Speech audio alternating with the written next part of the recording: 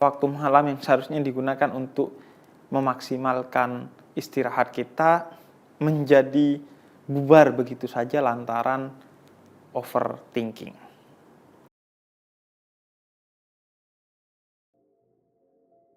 Ya Allah, aku kok overthinking ya? Overthinking artinya berpikir secara berlebihan. Dan dijelaskan dalam Al-Quran bahwa segala sesuatu yang berlebihan itu pasti buruk. Karena kata Allah, wallahu la yuhibbul musrifin. Dan Allah itu tidak menyukai sesuatu yang berlebihan. Segala sesuatu. Kulu wasrobu wala tusrifu. Makan dan minumlah jangan berlebihan. Makan dan minum kalau berlebihan jadi kembung. Begitu juga membaca informasi.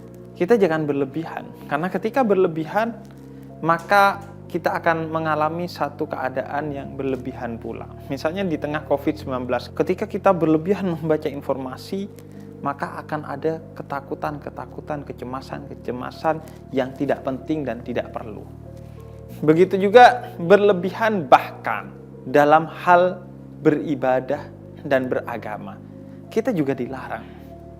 Nabi pernah melarang seorang sahabatnya untuk berpuasa terlampau sering. Dia mengatakan, Nabi saya ingin berpuasa. Ya sudah sebulan 3 kali aja. Enggak Nabi kurang. Ya udah seminggu 2 kali, Senin Kamis. Enggak Nabi kurang. Ya udah sekali dalam 2 hari. Puasa Daud. Sekarang puasa, sekarang besok enggak.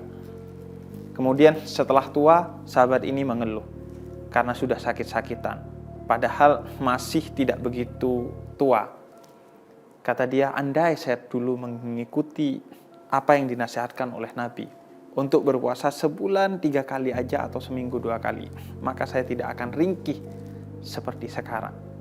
Ada seorang anak muda yang berpuasa tanpa dia makan sahur dan berbuka karena ingin lebih hebat dari Nabi Muhammad dalam puasanya. Akhirnya bukan imannya yang naik, tapi asam lambungnya yang naik. Nabi tegur dia, jangan berlebihan dalam beragama. Maka jika ibadah dan agama saja kita dilarang untuk berlebihan, apalagi kemudian dalam berpikir. Maka jangan berlebihan dalam berpikir. Bagaimana kemudian cara kita berhenti berlebihan dalam berpikir atau overthinking ini? Dalam tuntunan Islam, paling tidak ada beberapa hal. Yang pertama adalah mengetahui bahwa pikiran itu memang harus dibatasi. Karena akal itu diciptakan dalam keterbatasan. Karena itu sadari lantaran akal itu terbatas, maka jangan gunakan ia untuk sesuatu yang berlebihan. Di samping akal ada yang namanya hati. Untuk digunakan oleh kita ketika akal itu telah sampai pada batasnya.